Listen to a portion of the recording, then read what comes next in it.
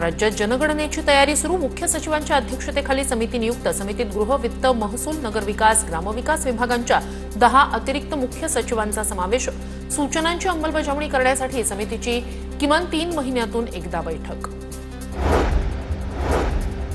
मुंबईचा जलमार्गावरील प्रवास आता अधिक सोयीस्कर, पारदर्शक आणि सुरक्षित होणार। ई तिकीट खरेदी प्रणालीसह बोटीची रिअल टाइम माहिती प्रवाशांना लवकरच उपलब्ध होणार।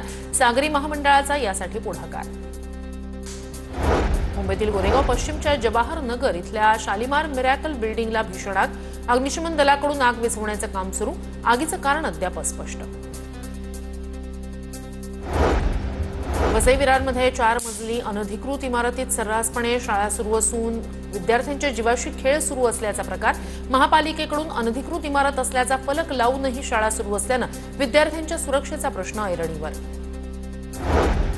संकष्टी चतुर्थी निमित्तानं पुण्यातील रांजणगाव महागणपती देवस्थान ट्रस्टकडून सामूहिक अथर्व शीर्ष पठणाचं आयोजन। अथर्व शीर्ष पठणाच्या कार्यक्रमाला भाविकांची मोठ्या प्रमाणात उपस्थिती।